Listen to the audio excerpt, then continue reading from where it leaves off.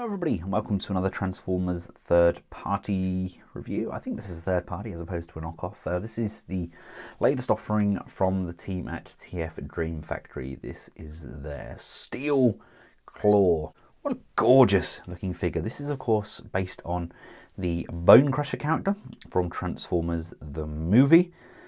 He was a Buffalo mine clearer. I think that's what the vehicle is. Aptly known as the Claw of Megatron. We never got a decent sized version of this figure until now. Now I think, don't quote me on this, that Dream Factory have kind of enhanced and upscaled the deluxe version that we got back in 2007. But this really does look the part.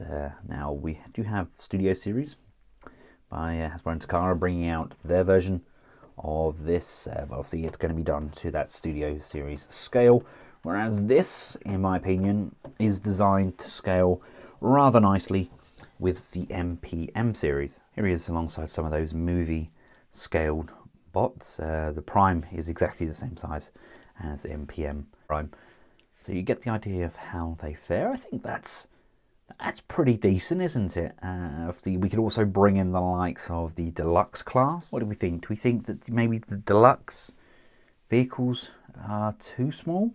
Maybe mixing and matching with the Voyager class figures. Maybe that's an option. Now let's take a closer look at the work of art that is Bonecrusher. We have rubber tyres.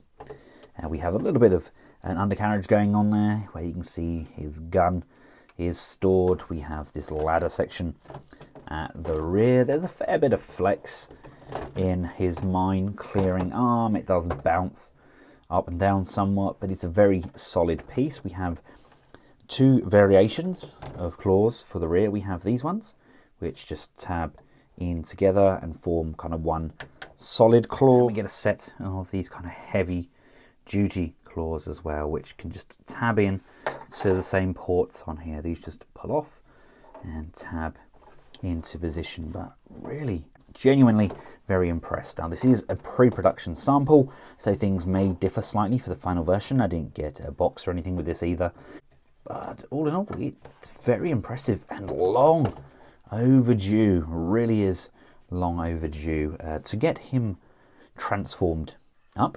There is slight parts forming in the way of his weapons. We just untab these side panels, untab his gun from the underside, untab this side panel, like so, and come around and you just want to just untab the ladder section like this. This front piece, this rotates around, so the claw is out to the front. This hinge is going to hinge here. It's going to then hinge again at this piston section and coming around to the tips, but it's going to bring those up at 90 degrees on this hinge here. Right, grab these mudguards and pull them down, which allows us to get access to this tab here. This will rotate around and up, covering off that section. There's two of these. Do that with both sides. These wheel arches come downwards like so. That now allows these legs to unfold like this. These spike sections come up like this. We have this back panel piece here. Just making sure that these hips are clear. This can fold up and over to the top. From this point here, the legs can be split. And we have this light piece. This comes undone. This is going to rock backwards and cover off the thighs. We're going to bring the legs up and just bring them out at the thigh. The inner foot comes out, completing the claws.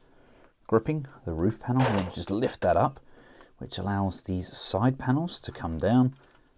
Make sure you remove the exhaust. Should have already done that. These side panels are going to come down and out of the bonnet like so, rocking up on a hinge, and this is actually going to collapse.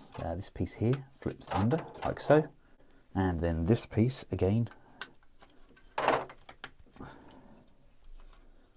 flips under and tucks out of the way. These arms can come up, and we've got these claws which can come out. Everything feels extremely sturdy with this figure as well. If you if you've had a Dream Factory figure in the past, you'll know exactly what I'm talking about. They're definitely made to last, that's for sure. This hinge here, we're going to rock that upwards and extend like so. These parts here, which are going to separate. Whew! Oh, that went with some velocity, didn't it? That separates the crotch like so. Again, though, nothing feels like it's going to break. This is probably the weakest part here, but again, that's still pretty darn solid. Come around to the front. I want to bring this piece down like so. This piece rocks forwards like this. These mudguards detach from both sides, and they are going to rock forwards. And if somebody walked in right now, they'd think, oh my goodness, what a mess. But it does all come together nicely in the end, I promise. This piece here is going to lift up. This piece collapses on top like so. These can come around to the front, making sure that the wheels themselves are fully rotated up on these extremely tight ratchet joints. They will now, as if by magic, fold inwards, clearing this section at the front. Rather nicely done, if I do say so myself. This panel piece here can come forwards and can come forwards on both sides. The head can poke through, kind of turtlenecking there. Make sure you come to these wing panels and just pop those away from the torso, which allows this whole piece here to be lifted up. These can just tuck in, and then this torso piece can just come down. This wing panel flips up like so, getting everything out of the way, and that allows this piece here to come all the way back. This piece here is going to flip down. That now allows this entire lower waist portion to rotate around like so. We can now bring this chest piece all the way down. The crotch is going to come and sit underside there, and with these legs you're going to bend them again, and those are going to just line up and tab into the side of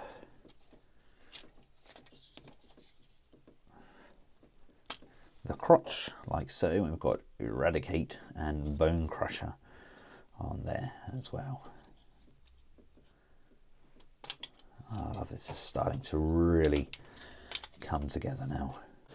From here we can then bring the head down onto the chest, making sure this hinge here drops down, and there's a tab just underneath that's going to push and tab in to this section here. So again, with this side, this port here is going to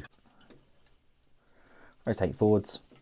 This is then going to come down and push and tab, locking in to the side of them, to the side of those shoulders. Make sure these shoulder pads are up and out of the way, and then finally just bend this on an L shape. So the bottom hinge will bend down, this will then hinge up, and as if by magic this is going to come up, slide nicely into that void, and then we have these tabs, and that should, he says, just tab in nicely.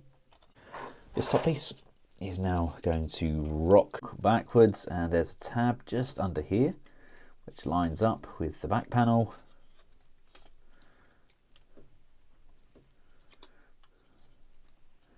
And push and tab that in, like so. to rock this piece backwards like so. These panels here pull down over the shoulders. The tyres are going to come up and rock on this hinge like so. The window panels are just going to pop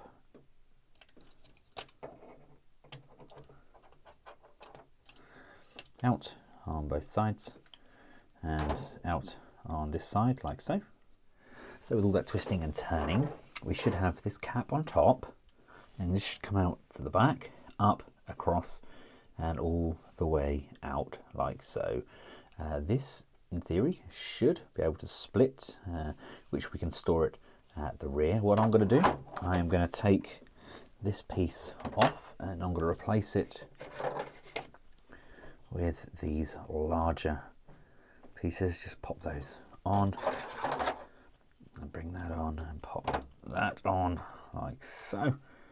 So they're big hefty ones. My back panel doesn't really want to tab into that groove as nicely as I would have liked, but you kind of get the idea. You next want to rotate these arms up. These can then open outwards, and we have these kind of really big claw like hands going on as well. Really love this kind of piston driven arms as well. Bring that around, bring that around. We can then bring in his gun. There's space on the top of the gun for the kind of smoke exhaust stack piece to go on. These can then tab in to the side. That's one of the options for his gun. Can kind of just tab in to his hand, slides in between those fingers, and I can kind of wrap around it. It can stand in his hand. That's one of the options. Another one of the options, these can actually peg in on those hands like so. So he's now got guns on both arms, and finishing off his look. He is a gorgeous looking figure. Love the big crane arm thing going on. Really nice solid piece. Now there's a lot of balancing involved with getting these feet to do what you want them to, but there's lots and lots of room for movement in there. Loads of different options. We get up and down on the heel and the side. There's these panels that come out. The wheel can move inwards and outwards as well. We get that bend on the knee, upper thigh rotation, ratchet out to the front and out to the back and up to the side. Everything stays locked in, which is always very welcome. Unfortunately, no waist rotation in there from what I can see. The arms are again on ratchets. We can go forwards and backwards, come out to the side, upper bicep rotation, and 90-degree bend on that elbow there.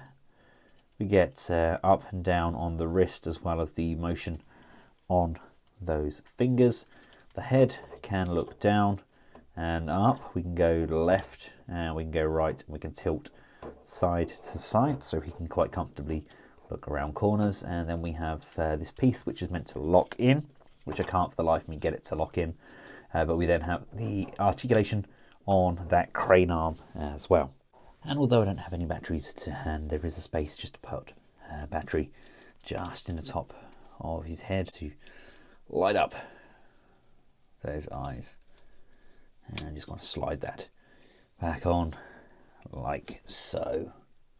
Now scale-wise, I'm still not exactly sure where they're going with it. He is a good size, but I can't for the life of me recall how big Prime was in comparison. I think Prime was smaller, wasn't he? But kind of like more Bumblebee size. So maybe this is designed to scale with the Studio series, like so. I mean, that looks pretty good, doesn't it? Can't for the life of me remember. Or maybe even the Weijiang kind of undersized version. They oversized it to kind of leader scale, and then they undersized it to make it kind of a similar sort of height, just a fraction taller. But We're not talking about Prime, we're talking about Bonecrusher, and he is glorious. Now, if like me you do not have a great deal of storage space, the best bet is to bring the hook down to the back like so, and at this base section it actually splits into two, and then the hook bends up at the base like so, and we can just bring these up and bring this up, so they're now stored out of its way. So there we have it, ladies and gentlemen, Bonecrusher by Dream Factory. This is of course their steel claw, and I like him a lot. He's a very fun figure. He's unique, he's new, something different to what they normally do. Normally they just kind of modify and repaint the old leader class figures. This is something different from them, and the attention to detail is sublime. I love all the little nooks and crannies, all the little information and the printouts. They've really done their research, and as a result we have a very good looking Bonecrusher. He's made exceptionally well. There is that tab at the back which I'm experiencing problems with, but that's just me. This is a pre-production sample, so we can expect some flaws and indifferences. Until next time, from myself and Steelclaw, thanks for watching. Goodbye.